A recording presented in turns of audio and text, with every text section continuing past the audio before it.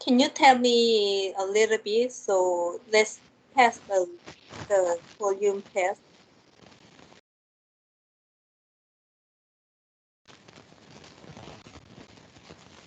So what about now? Can you Oh, hear it me? is, yeah, it is okay, but sounds a little bit like noisy. So it's not that clear. It's not that clear. Yeah.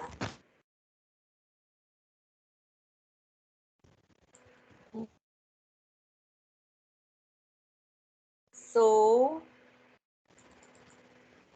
today we will start a new chapter. Chapter 5, States of Consciousness. So Okay, maybe you download the files, right? You have this one, right? correct. Hmm. So let's overview. While you're reading this text, you can probably become aware of your sense of consciousness. All the psychologists, such as William James, author of the first psychology textbook, were very interested in consciousness.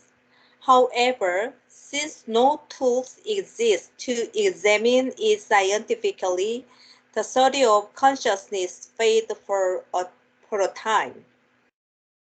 Currently, consciousness is becoming a more common research area due to more sophisticated brain imaging tools like MRI, CT, fMRI, like this, and an increased emphasis on cognitive psychology. The historical discussion about consciousness centers on the competing philosophical theories of dualism and monism. And dualist believes humans consist of two materials, thought and matter. Matter is everything that has substance. Thought is a non-material aspect that arises from, but it is but is in some way independent of a brain. Dualists argue that thought gives human free will. Some philosophers maintain that thought is eternal and continues existing after the brain and body die. Monists disagree and believe everything is the same substance and thought and matter are absent of the same substance. Thought is a byproduct of brain process and stops existing when the body dies. Psychology does not try to address these metaphysical questions directly. However, psychologists are trying to examine what we know about consciousness and to describe some of the processes of elements of consciousness. Psychologists define consciousness as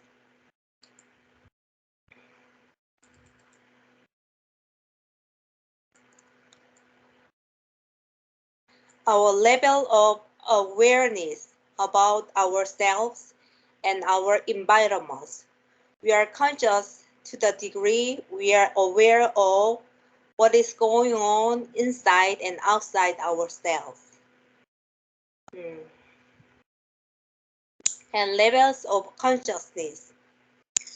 Ironically, we experience different levels of consciousness in our daily life without being consciously aware of the experience. While you are reading this text, you might be tapping your pen or moving your legs in time to the music you're listening to do. One level of consciousness is controlling your pen or leg, while another level is focused on reading these words. Research demonstrates other more subtle and complex effects of different levels of consciousness. The mere exposure effect occurs when we prepare stimuli. We have seen people over novel stimuli. Even if we do not consciously remember seeing the old stimuli, for example, say a researcher shows a group of research participants a list of nonsense terms for a short period of time. Later, the same group is shown another list of terms and asked what terms they prefer or like best.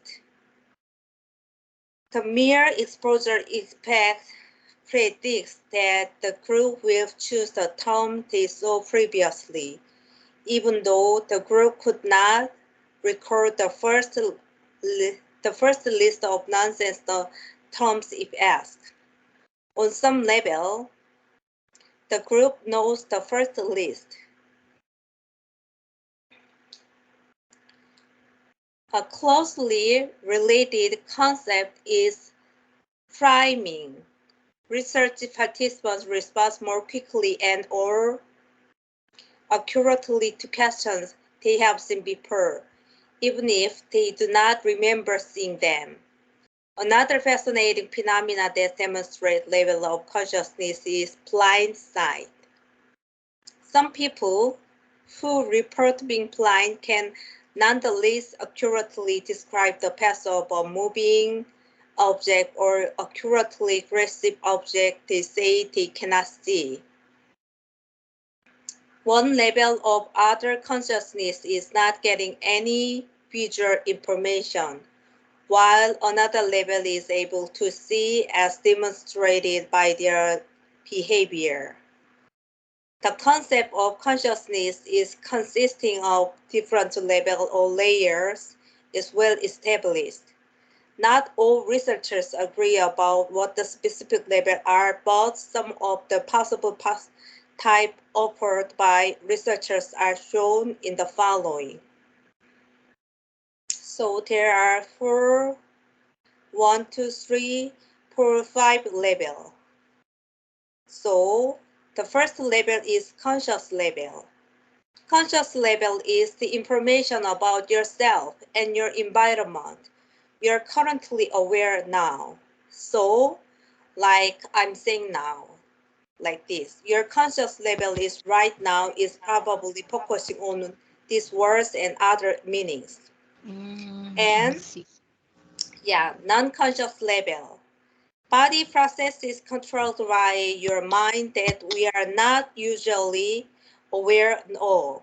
Right now, your non-conscious is controlling your heartbeat and respiration and digestion and so on like this. This is non-conscious level. And the other one is pre-conscious level. Let's look at information about yourself or your environment that you are not currently thinking about, but you could do.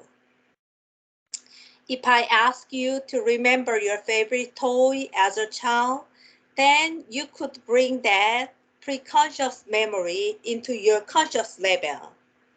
So it is just to like it is not now, but you can easily like remind. Do you understand what I'm saying? Yeah. Yeah, remembering memory. Yeah, okay. And then subconscious level. This is information that we are not consciously aware of, but we know must exist due to behavior. The behavior demonstrated in examples of pre-mining and mere exposure effects suggest some information is accessible to this level of consciousness, but not to our conscious level. And unconscious level is psychoanalytic psychologists believe some events and feelings are unacceptable to our conscious mind and are repressed into unconscious mind. Many psychologists object to this concept as difficult or impossible to prove. So let's look at more.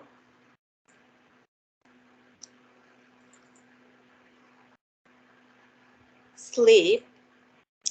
So as a student, sleep is most likely a subject near and dear to your heart. Many studies show that a large percentage of high school and college students are sleep deprived, meaning they do not get as much sleep as their body wants. To a psychologist, reporting to being asleep as being unconscious is incorrect. Sleep is one of the states of consciousness. And sleep cycle. You may be familiar with term circadian rhythm. During a 24-hour day, our metabolic and thought processes follow a certain pattern. Some of us are more active in the morning than others. Some of us get hungry or go to bathroom at certain times of day, and so on. Part of our circadian rhythm is our sleep cycle. Our sleep cycle is our typical pattern of our sleep. And researchers using EEG machine can record how active our brain are during sleep and describe the different stages of sleep we progress through each night.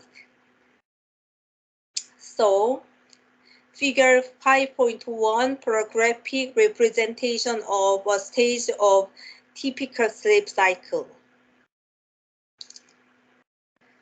So, sleep is far from being a time of unconsciousness. We cycle through different stages of sleep during the night.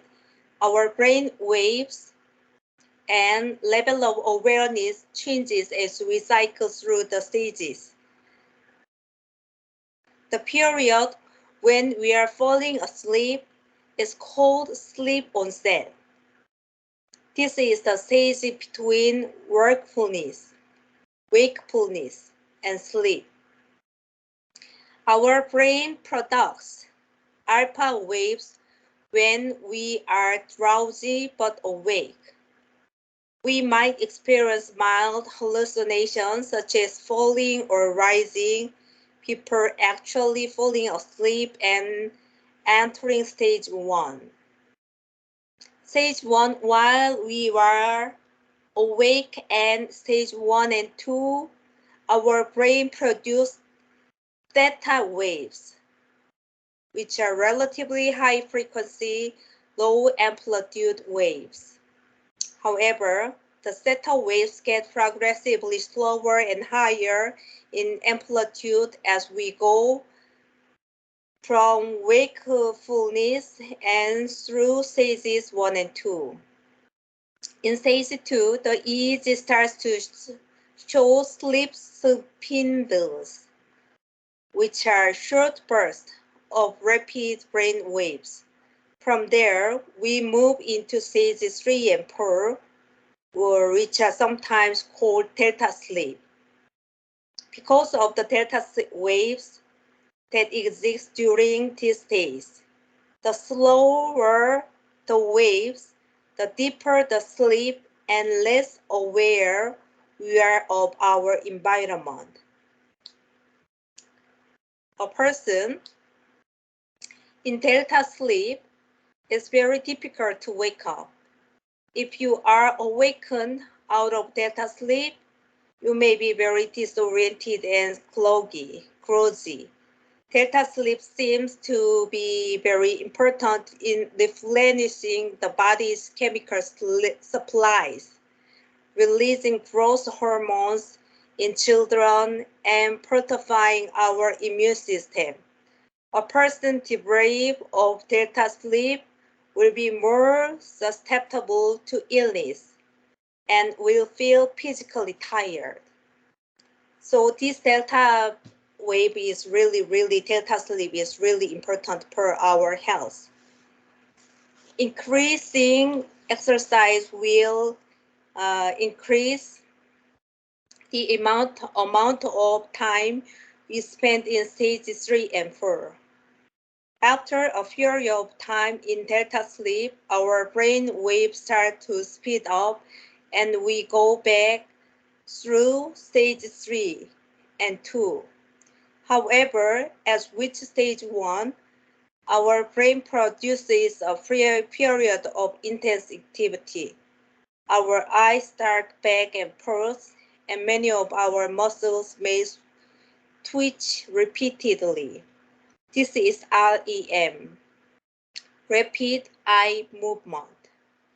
This sleep stage is sometimes called paradoxical sleep, since our brain waves appear as active and intense they do when we are awake.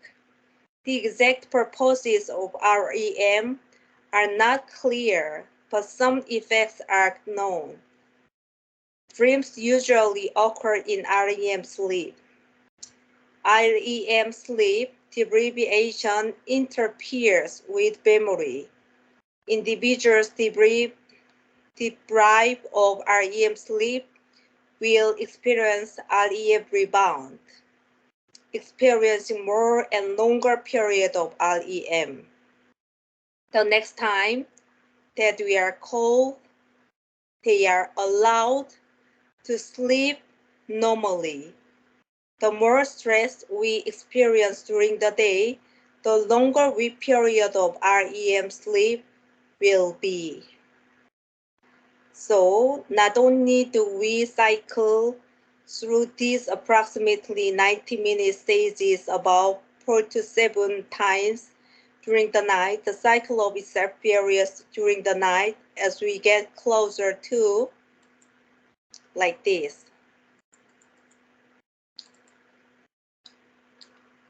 This is our sleep stages of sleep. So stage 1, 2, 3, 4, 5, 6, 7, and awake is 1, 2, 3, 4. So deep sleep, and then REM, and deep sleep, and then REM, like this. Oh, There I see. is So cycle. deep Yeah, sleep. Ah, okay. yeah. So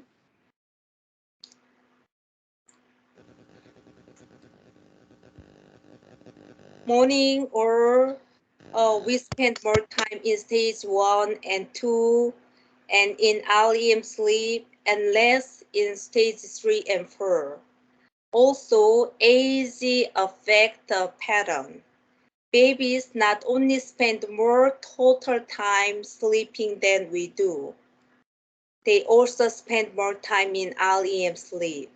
As we age, our total need for sleep declines as the amount of time we spend in REM sleep.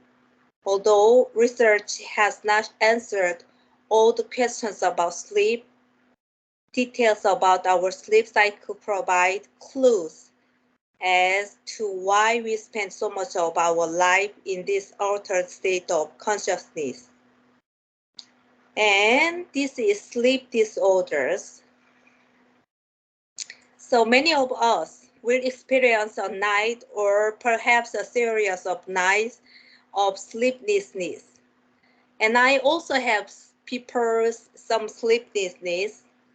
So this isolated period of disruption in our sleep pattern gives us an idea of an inconvenience and discomfort true sleep disorders can cause in people's lives.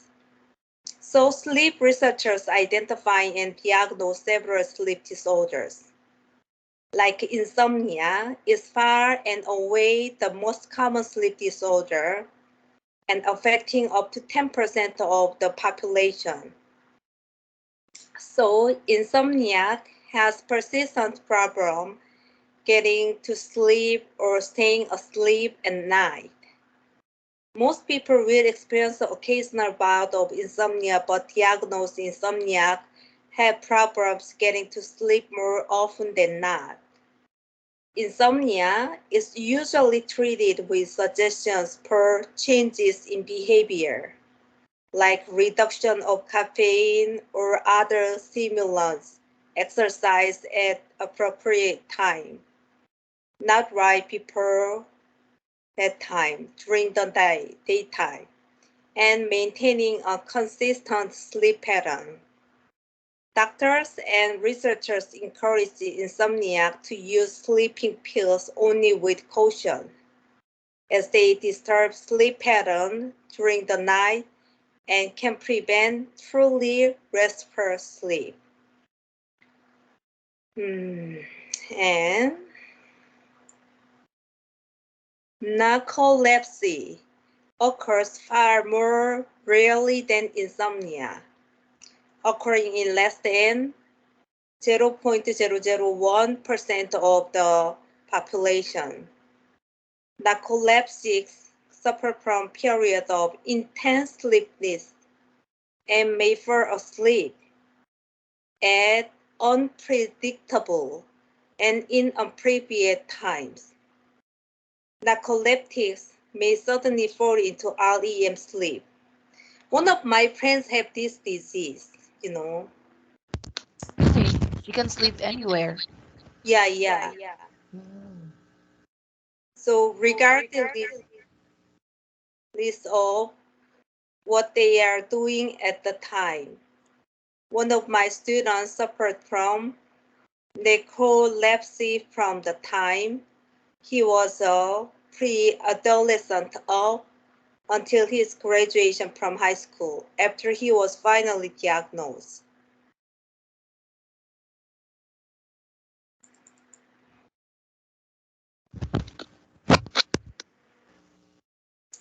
We estimated that before his treatment he was drowsy almost his entire day, except for 2 to 3 hours in the late afternoon. Narcolepsy can be successfully treated with medication and changing sleep pattern. Sleep apnea may occur almost as commonly as insomnia and in some ways might be more serious. Apnea causes a person to stop breathing for a short period of time during the night. The body causes the person to wake up slightly and gasp for air, and then sleep continues. This is very common disease also. This process robs the person of deep sleep and causes tiredness and possible interference with attention and memory. Severe apnea can be fatal, since these individuals do not remember waking up during the night. Apnea frequently goes undiagnosed. Overweight men are at a higher risk for apnea. Apnea can be treated with a respiration machine that provides air for the person as he or she sleeps. My mother tells me that I experienced night terrors as a child.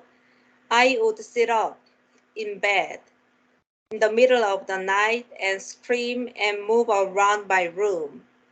Night terrors usually affect children, and most do not remember the episode when they wake up. So usually the children can experience this one. And the exact causes are not known. But night terrors are probably related in some way to somnambulism, sleepwalking. They occur more commonly in children, and both phenomena occur during the first few hours of the night in stage for sleep.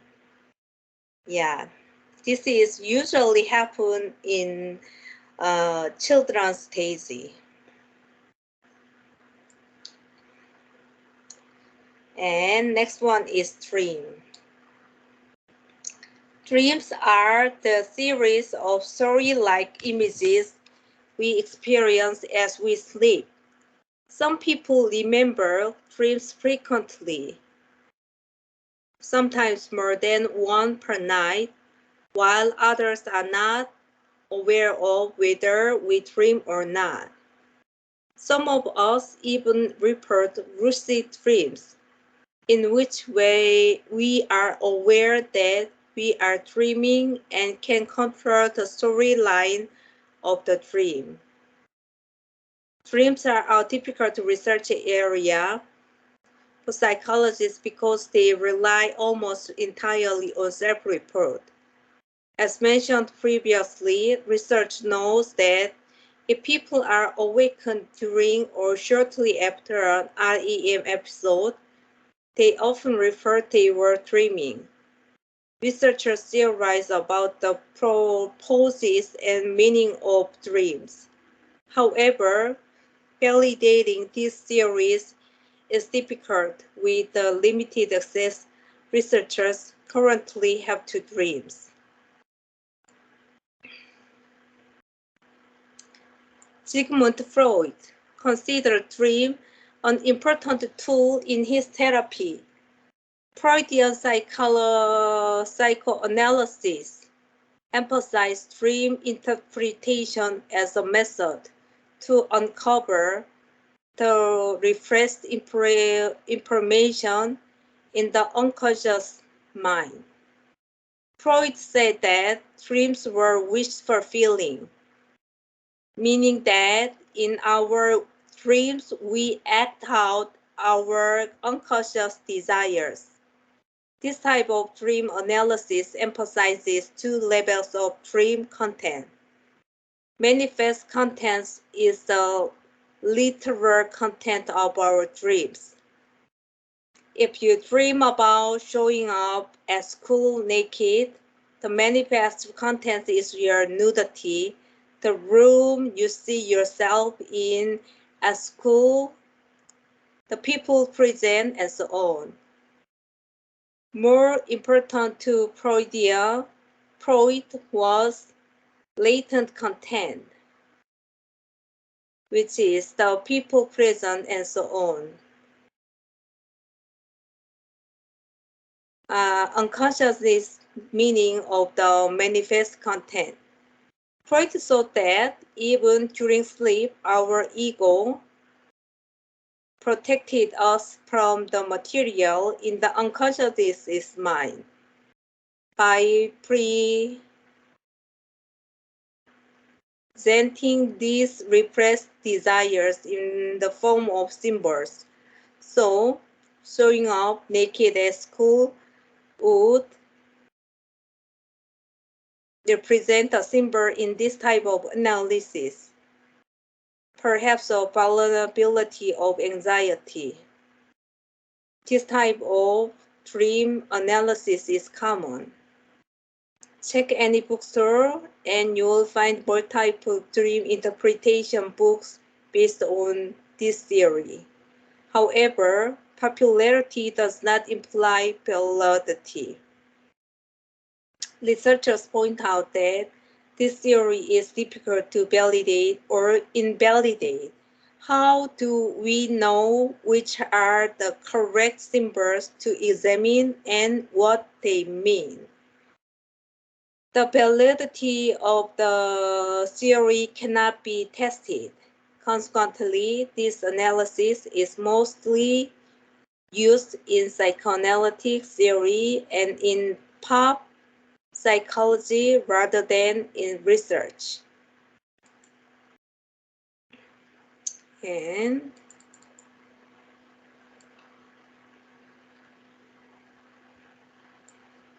the activation synthesis theory of dreaming looks at dreams first as biological phenomena. Brain imaging proves that our brain is very active during REM sleep. This theory proposes that perhaps dreams are nothing more than the brain's interpretations of what is happening physiologically during REM sleep. Researchers know that our minds are very good at explaining events, even when events have a purely physiological cause. Split brain patients sometimes make up elaborate explanations for behaviors caused by their operation. Dreams may be a story made up by a literary part of our mind caused by the intense brain activity during REM sleep. According to this theory, dreams, while interesting, have no more meaning than any other physiological reflex in our body. The information processing theory of dreaming falls somewhere in between the Freudian and activation synthesis theories. This theory points out that stress during the day will increase the number and intensity of dreams during the night. Also, most people report their dream contents related somehow to daily concerns. Proponents of information processing theories that perhaps the brain is dealing with daily stress and information during REM dreams. The function of REM may be to integrate the information processes during the day into our memories. Babies may need more REM sleep than others because they process so much new information every day. And hypnosis. The high school where I teach usually hires a stage hypnotist to entertain at the post-prom party. The day after students see the hypothesis show, I can expect dozens of questions about the process hypnosis and whether it is a valid psychological phenomenon or some sort of trick. Many of the questions concern some of the curious powers hypnotism seems to have. One of these is post-synaptic amnesia, when people report forgetting events that occurred while they were hypnotized.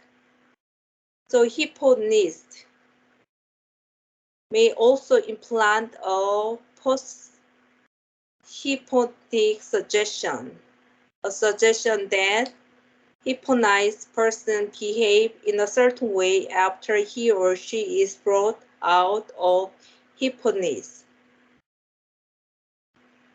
Like many other topics regarding consciousness, many questions about hypnosis are not completely answered. However, at least three theories attempt to explain what goes on during hypnosis. So, Rohr theory states that hypnosis is not an alternative state of consciousness at all. This theory points out that some people are more easily hypnotized than others, a characteristic called hypnotic suggestibility. People with high hypnotic suggestibility share some other characteristics as well. They tend to have richer fantasy lives, follow directions well, and be able to focus intensively on a single task for a long period of time. These factors may indicate that hypnotism is a social phenomenon. Perhaps during hypnosis, people are acting out the role of a hypnotized person and following the suggestion of the hypnotist because this is what is expected of the role. Our researchers use state theory to explain hypnosis. They point out that hypnosis meets some part of the definition for the altered state of consciousness.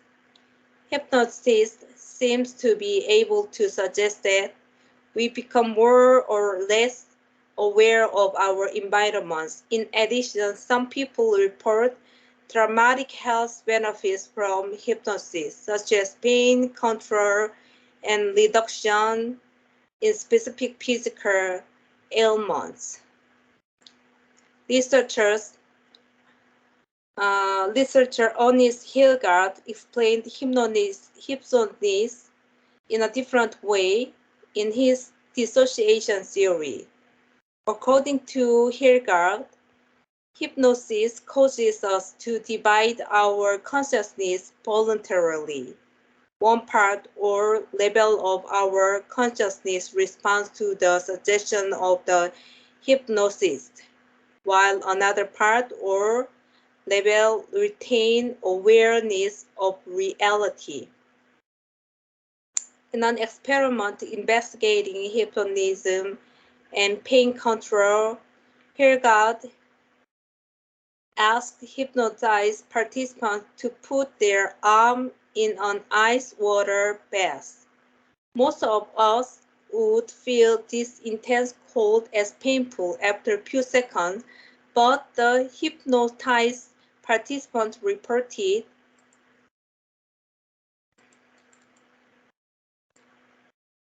no pain.